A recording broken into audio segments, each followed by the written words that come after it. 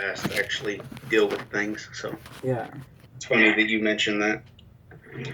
So just kind of give us a watered down version of your story with addiction and recovery. What exactly is your story? Where did it begin? Your drug of choice, and tell us what your rock bottom is and how you finally overcame it.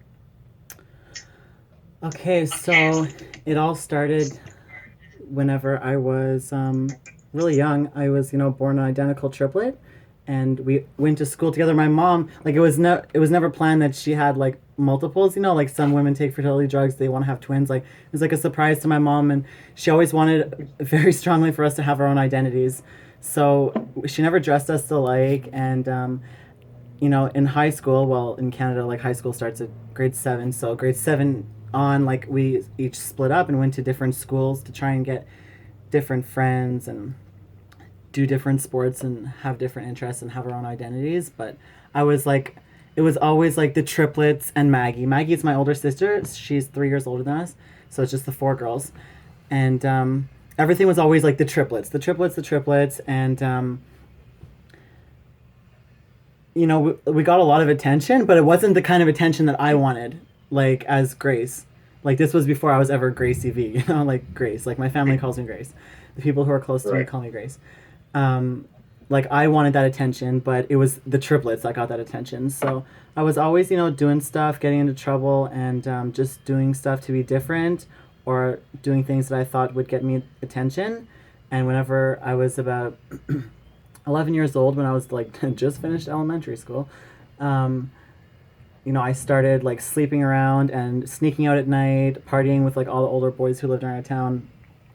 And we lived in a really small town. There wasn't a lot to do, except for get drunk and get high and, fucking party.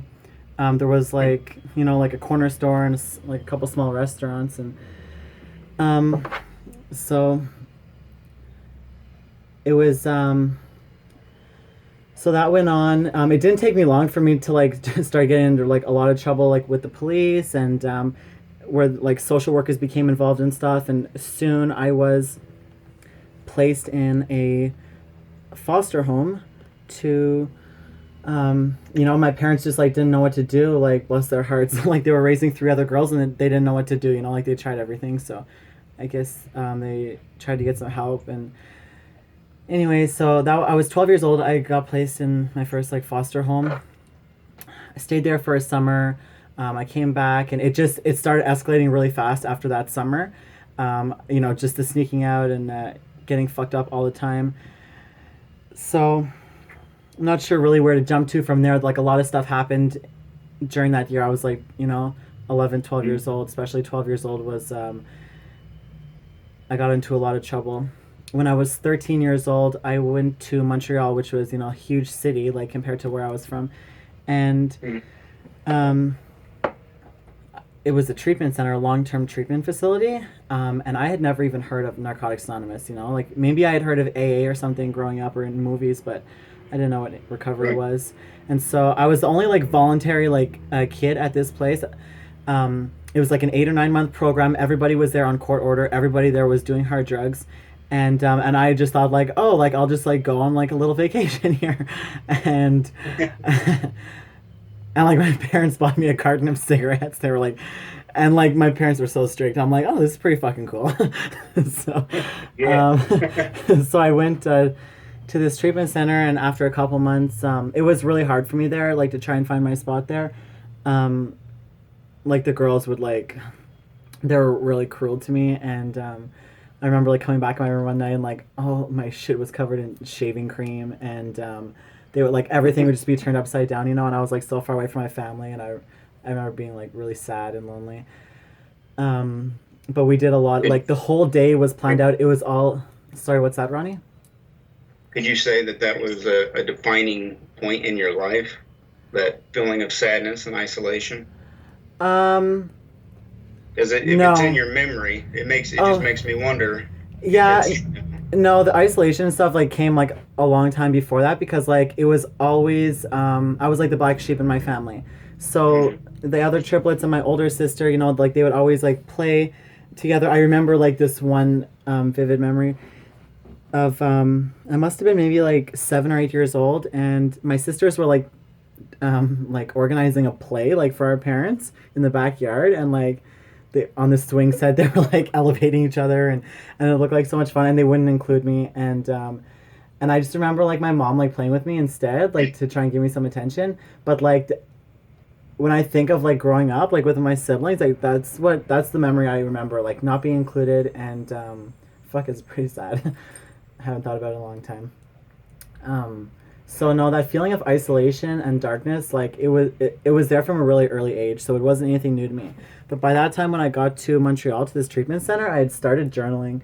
I don't know if they maybe made us do that or whatever, but I always was a really good writer as a kid, and I loved writing, and so I started journaling, and it was just like me and my writing, and I would write like all the stories of like all the stuff that I had done or I'd been through, and um, I wrote every day, about what was going on, and that was pretty much like all I had during that time. I feel like I ended up running away from that place with a guy, and was introduced a little bit to hard drugs, but I don't think I ever like did enough like to get high really.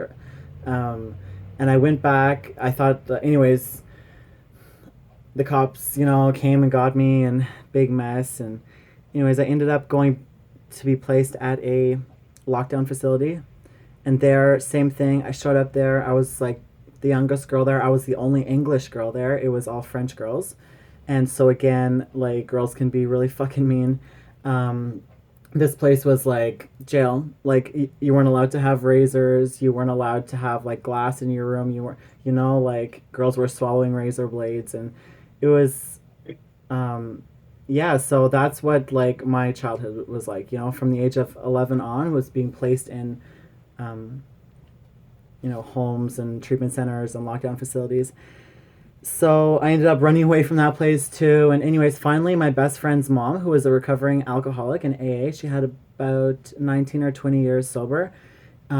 She would always come and visit me, and like my parents, like they loved me, and like I know that they were just doing the best they could, but like I know like it was so hard for my mom to see me in that place, where like she would like come and bring me journals to write and clothes or whatever, and then like she would leave. Like I don't remember them coming a lot, and it originally was supposed to be I was there for 30 days for like an evaluation, and then 30 days turned into 3 months, and then 3 months turned into another 6 months, and I was there for quite a while, and almost like every week or every couple weeks, my best friend Lisa and her mom Nancy would come see me, and they would bring me things that I needed, like Nair or like stuff like that, and anyways, they ended up adopting me like informally, so I went to live with them. And whenever I got there, I had just learned that I'm just gonna lay it all out. I don't have to hide anything now. I'm an adult. So I got there, and so I was 12 years old at that, or 13 years old at that time, or actually maybe I was 14. I don't know. I think I was 13. Anyways, and turns out that like her mom had like just like met this guy, this hippie guy, and like they were smoking weed, and like the kids were allowed to smoke weed. So like I remember going on this camping trip and like pre-rolling like a bag of an ounce of weed in joints, and taking it across the border to go camping in Vermont, and it was like I'm coming from this to this, and my parents were so strict, I couldn't even have a boy in my bedroom or anything, to it was like a fucking free for all. Like she was still sober, okay, Yeah. yeah, and she wasn't drinking, and like she gave us a lot of freedom, but she also like made sure like we never like we're in a drunk person's car, or we always had a ride from a party and stuff like that. Anyways, but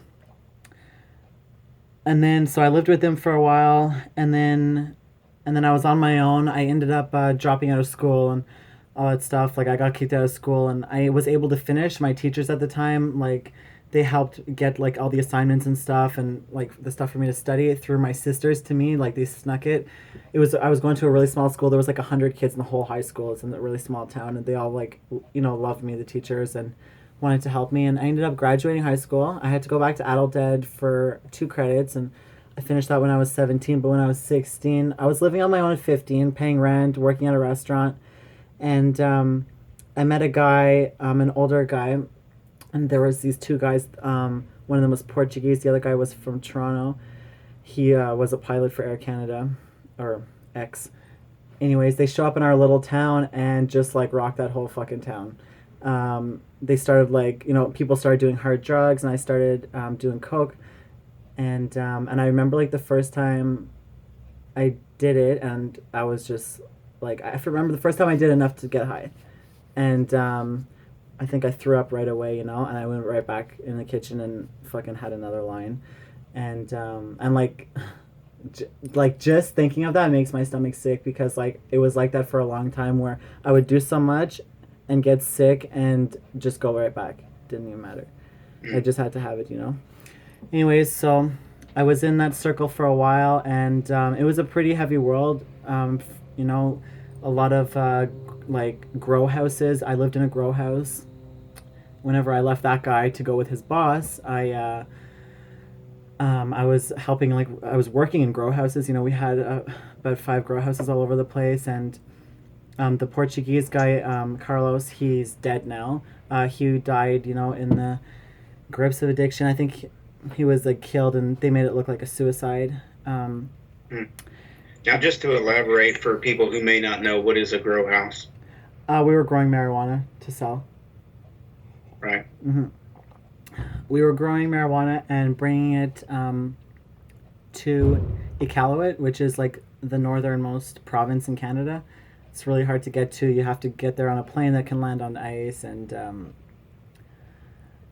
we were just bringing like weed up there. And whenever we started like bringing coke up there, we knew that like like these people, like, they don't even have it's like very isolated. They don't even have a bank or anything. All they have is like a trading post and like a post office, really, and they just get money from the government to live. And there's a huge of the population struggles with addiction. And we started bringing cocaine up there, and I knew that like that was like really like a boundary, but we knew that, but we did it anyways.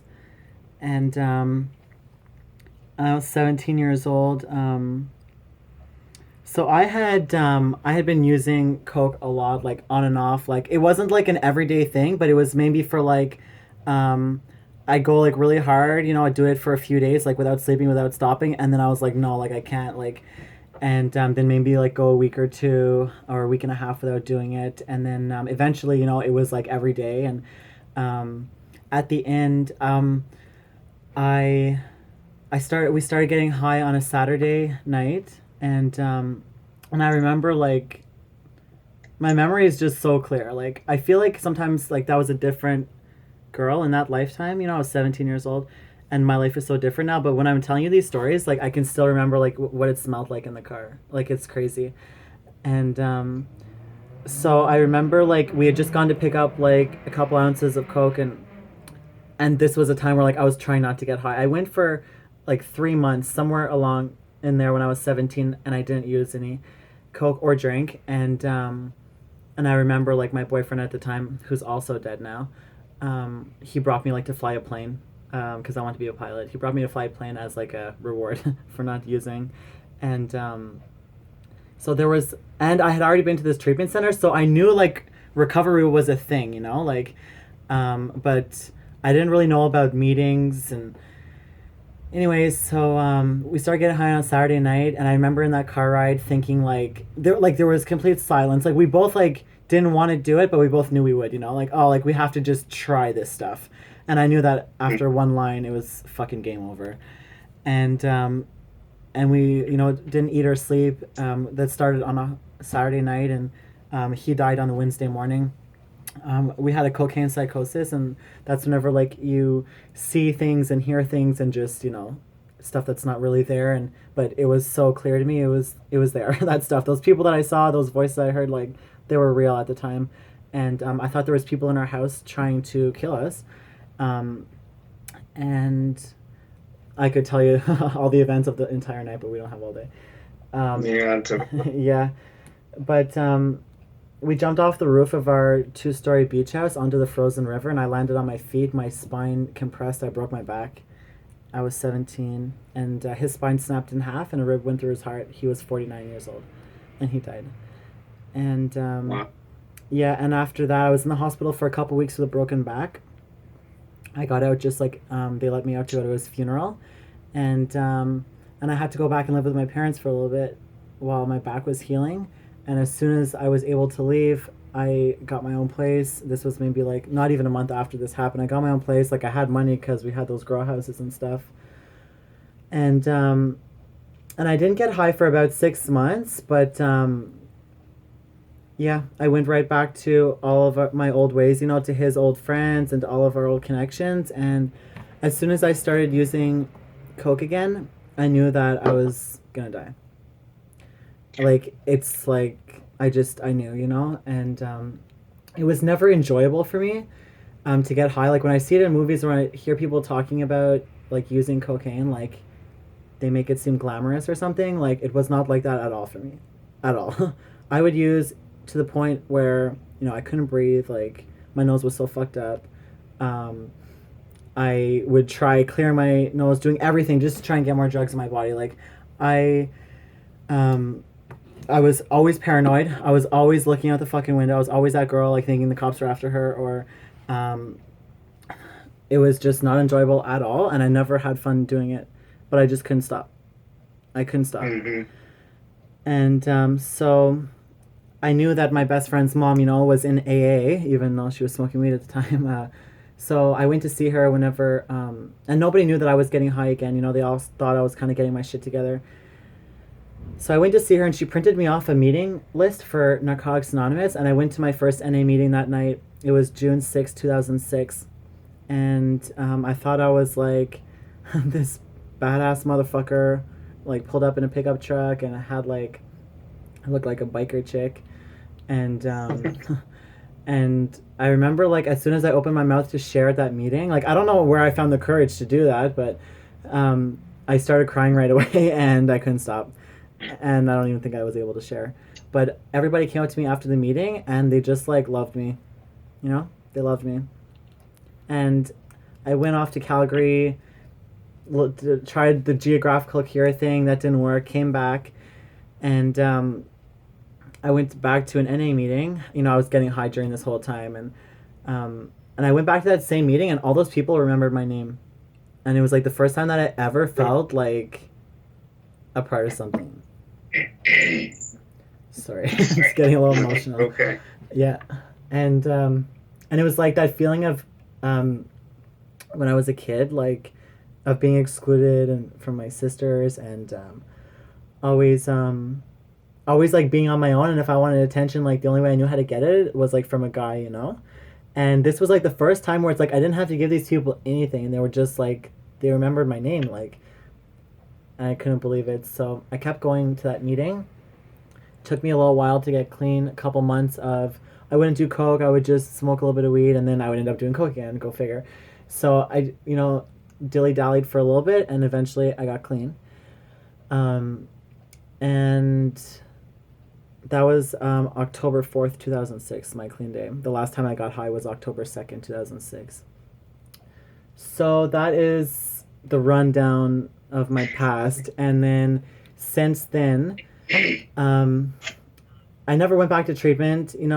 I was sitting in NA meetings hearing about people, because treatment and healthcare is free in Canada, and it's my 4th time in treatment, it's my 6th time in treatment, and I didn't want to be one of those people like living off the system. I wanted to be a productive member of society.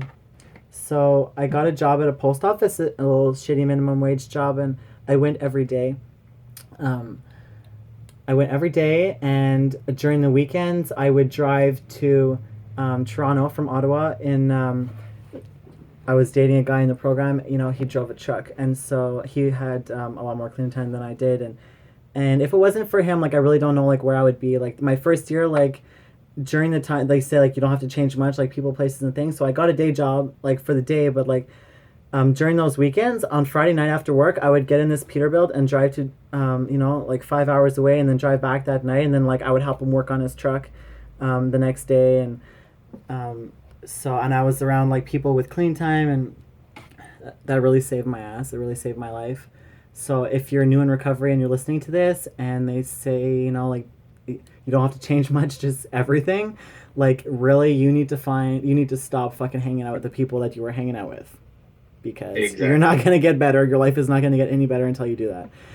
Yeah, So, because generally you'll find that it's not the entire group that you're hanging around with who want to recover, who want to get clean. Normally it's just you.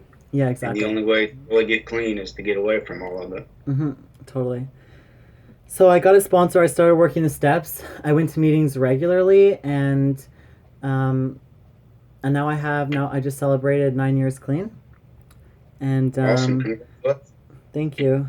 So that's like how I got to NA, and I'm not really sure what you want to know like from that point on. So Well, you actually covered an awful lot of ground there. Part of the original question was, what was your rock bottom? It kind of sounds like you had more than one rock bottom. my rock And I bottom. think that's probably pretty common with most people too. It's, you always hear people ask what your rock bottom was. And I know for me, every time you relapse, it's generally you hit a rock bottom that makes you realize that you need to stop doing what you're doing and get clean again. So, um, yeah, My that rock was bottom an definitely was excellent story. whenever we jumped off the roof of our house and my boyfriend John died. That was my rock bottom. Yeah. Yeah, and that's kind of what I was thinking. That sounds like rock bottom. That's pretty bad. Um, I know that for me, I struggled for years with Vicodin and Norco and pain pills.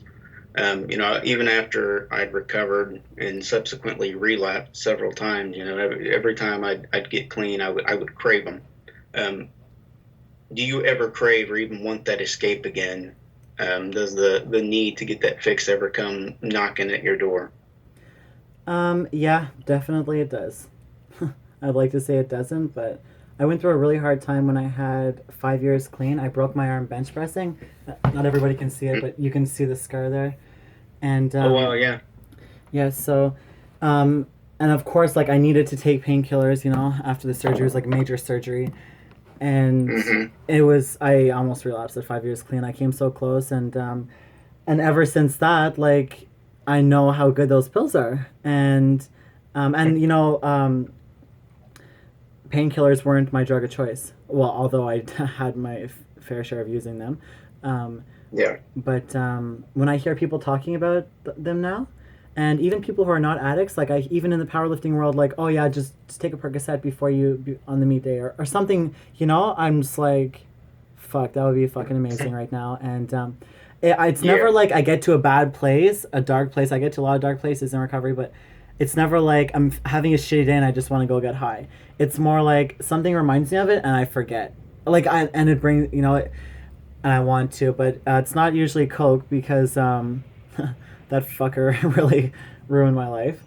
Um, Yeah. but drinking, not drinking, being like a young in your 20s girl, like I got clean when I was 18 years old. Like I never got to do the stuff that 20-year-olds I think are supposed to do, but I'm doing cooler stuff. um, Yeah. but yeah, Say so. I miss it. Like I remember living in Canada every year, like the first day of like summer or the first day it was hot enough to turn the AC on in my car, like everybody's hitting the patios, like I wanted to be also. And sometimes I drink non-alcoholic beer to curb that craving, but I do miss it. I miss drinking, and I think like maybe I'm not an addict, or maybe that was just a phase. I know the look in your eyes. I know exactly, right? My fucking brain. Um, No, maybe it you're was just not a alone in phase. that, though. That's what my eyes were. My eyes were for. I think everybody experiences that. Yeah. So, but it's just like I can't. My life is too good today to yeah to even risk that. Maybe I could drink successfully or whatever, but it's like I'm not planning on ever trying it out. Yeah, Yeah. yeah. I don't blame you. I wouldn't either. You said when you were reminiscing about drug use. When I asked you that question about if you ever craved it again, I noticed you called cocaine